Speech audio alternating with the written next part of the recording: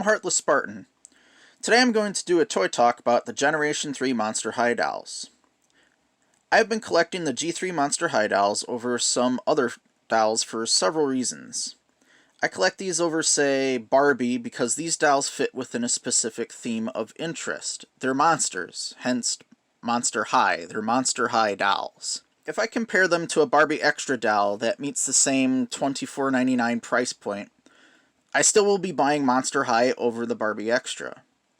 One reason is that I find the monster theme cool. Another is that I find the look of the doll to fit that monster theme well while not being too outrageous about it. Now I understand the primary sales demographic of both Barbie and Monster High are young girls. However, I am an adult male collector buying dolls. If a child or adult wants Barbie Extra dolls, that's fine, but it doesn't gain my interest, so I don't, and that's fine too. I'm not here to hate on Barbie Extra, though I will say that I prefer the quality of the dolls like Barbie I saw when I was a kid. The late 90s and early 2000s Barbies. If I'm going to see anything of that quality again from Barbie, it would be in a price range of $50 to $100 plus. I don't want to get too deep into that and other competing companies, so I'll switch back to my points about Monster High. Now, the Monster High dolls for me have the look down. They fit the monster theme, and so I find that quite cool. They also have the cuteness factor. I'm sold on the cuteness factor and have no issues with admitting that. But there is a level of quality and detail to them that is a step up from what I see from Barbie. Draculara is a good example. If I look at Draculara, she has multiple layers of clothing of different materials, colors, and prints. She also has well-molded and painted accessories. She even has knee-high stockings. I don't see accessories like that on Playline Barbie. Now, I should be getting an 80s retro Barbie I got on sale in the mail today. She has stockings on, but her original retail price point was around $40. But back to Draculara here, she has multiple layers of clothing with multiple colors and prints on each piece. She has ruffles on her blouse, little skull hearts on her shorts, these little bats and hearts that are this cool looking metallic print on her cape. Now, it isn't just the clothing.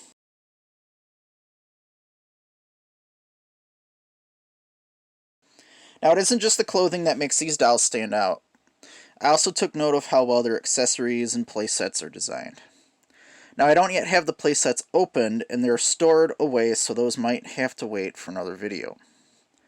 But the detail in the playsets and accessories had things like benches and chairs that are shaped like monsters themselves, with eyes and the feet of the chairs shaped like claws.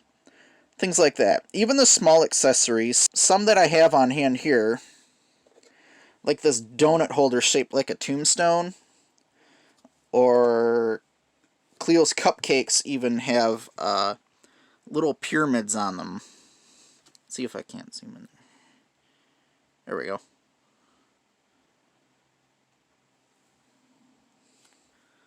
This one is a little bag of Scariaki wolf jerky. And a Grubnola protein bar. Let's get that into the camera. Many of the dolls even come with pets and accessories that fit the theme of each character. It's the extra care in these details that's selling me even more on this doll line. The bags and purses that come with many of the characters can actually open and hold things, like this duffel bag, or Toralai's backpack, which has some of her stuff in there.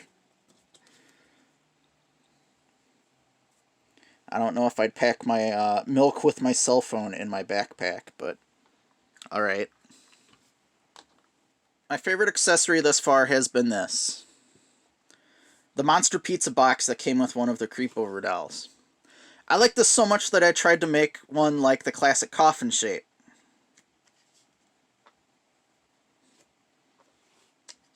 I make homemade pizza, so just about every week.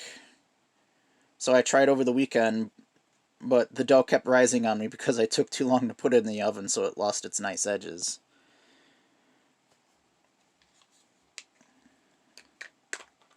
So the Monster High dolls meet my interest. They're cute, they're cool, they're good quality, and the accessories are also just as entertaining as they are well made. So I started collecting these as they were released in October 2022. The core dolls came out. That's Cleo, Draculaura, Frankie, Claudine, and Laguna. There are also several store exclusives.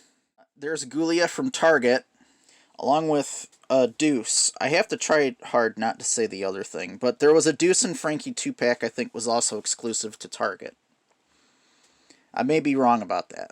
Toralei is exclusive to Walmart. Abby isn't exclusive, but rather elusive. I managed to get her from Entertainment Earth, which also has its own fancy Laguna doll that comes out in August. Amazon has an exclusive Deuce, and I even had an Amazon exclusive Cleo beauty kit, which came with a Cleo doll, and was shaped like Dracula's organizer that I had ordered, but it seems like Amazon dropped the ball on that one, and I didn't get it. The page for it is gone now, too. Like, nothing but a bunch of dogs going, oops, when I try to get back to it. Walmart had another exclusive. It was the Ghoul Spirit Sports Set. Then there's the other waves of the dolls, like Creepover Party, which released Twyla in that wave. There are the Day Out dolls, the Monster Ball dolls, the Skulltimate Secrets Lockers, which have about 3 waves out or up for order. Like Furirdescent is Skulltimate Secrets Wave 2, but I haven't seen a name for Wave 3 yet. Something I wanted to bring up about the Monster High dolls, specifically these G3 dolls, is that Mattel is continuing their model of promoting a variety of body types. Which when they first did this with Barbie, I didn't get upset, but there was the worry that everything ever made for Barbie in the past won't all fit the Barbies with some of the new body types. It's somewhat different for Monster High because the OG dolls were uniformly thin. I'm not upset by this though. As a matter of fact, I feel the variety of body types actually contributes to both cuteness factor and fits with the theme. If I look at Draculaura here, she's a bit shorter than the other dolls and is a bit curvy with wider hips. Laguna over there looks a bit taller and slimmer. Twyla, from back behind these other dolls here, is shorter and quite petite compared to the others. Whereas Abby Abominable is much taller and broader than the others. Which is a great thing for this doll line, is that these body types can also add to the theme. An Abominable snow monster is going to be bigger. It's abominable. So Abby is bigger, her size complements the monster theme of the line while still being cute. Even better was that she was the original $24.99 retail price point. She didn't cost me more than a core Frankie or the Creepover Twyla. It's the culmination of detail, quality, theme, and cuteness that makes me love this line of dolls over some of the others. I am also thinking that MGA's Rainbow High dolls are in the same price range, but are higher quality. Which most of them are.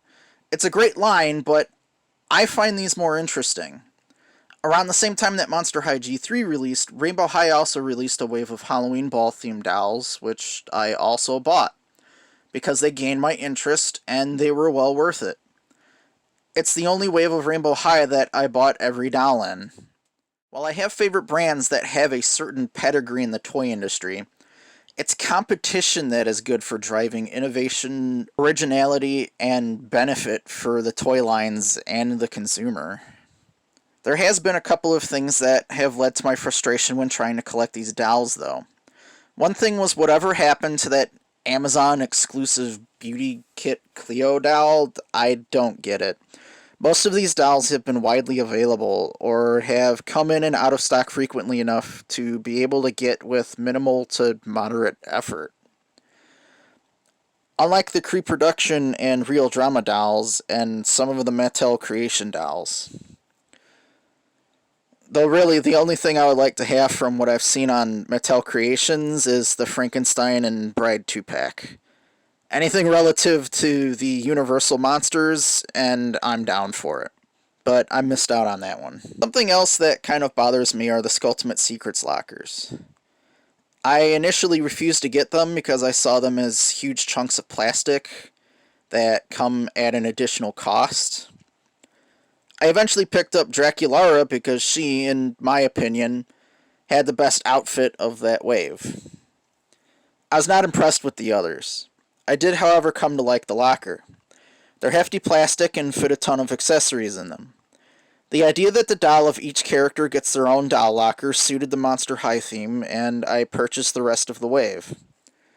However, there's 3 waves of Skulltimate Secrets lockers either released or up for order. The core characters are repeated, which results in multiple lockers for the same characters, which costs money and takes up additional space trying to store all of these lockers. It isn't until the 3rd wave of Skulltimate Secrets do 2 other characters get a locker for Twyla and Toralei. The speed of the release of these waves is also somewhat concerning. I was able to get the first wave of Skulltimate Secrets in May, and by the start of July, which is 2 months later, Feardescent was released and Wave 3 went up for pre-order. That's a high cost for the consumer, especially a collector, to try to keep up with releases in such a short amount of time. Now, something I've glossed over in the video so far is what I think of Monster High as a property, not just the dolls. Well, here's the thing, I've never seen the shows. Neither the original or the G3 shows. I've seen clips and ads, but I know nothing of the characters. I'm just sold on the toy line. I read an article last year that mentioned Toralei was the bully-like antagonist of the series, and that kind of ruined the cute green-eyed tabby cat girl for me. Out of the dolls so far, Claudine has been consistently my favorite, followed closely by Draculara, Twyla, and Abby. I don't really know much about Claudine, but she seems adorable. Her doll is consistently adorable as well. I didn't care for her purple leopard print overalls, though. Yeah, I just kind of tucked them into her shorts because I found her shirt more interesting, with the crescent moons and paw prints.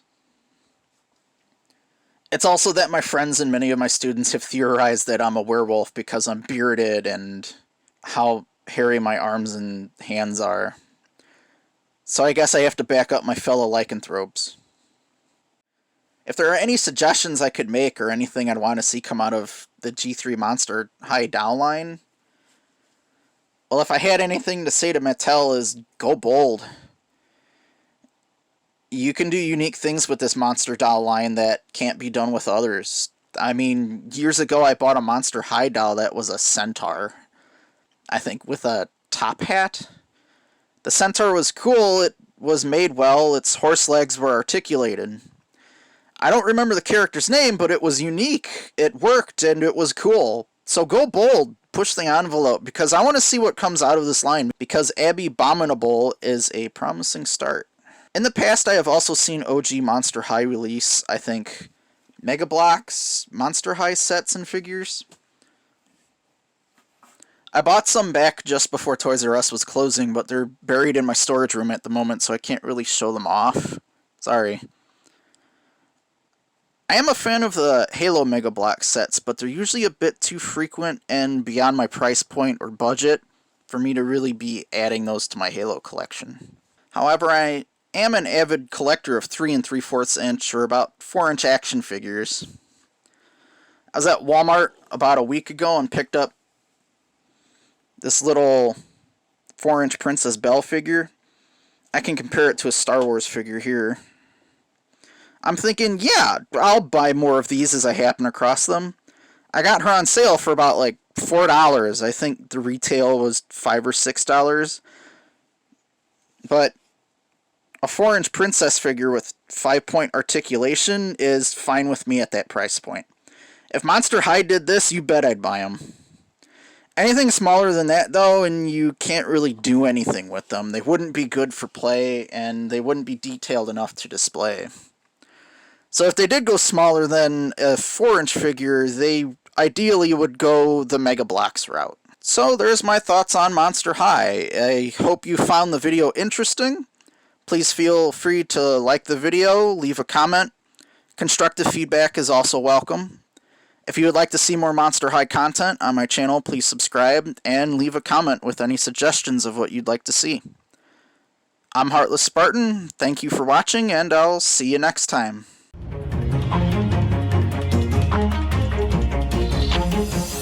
Hello, young one. I am Luke Skywalker, Jedi Knight. I shall teach you in the ways of the Force. Oh.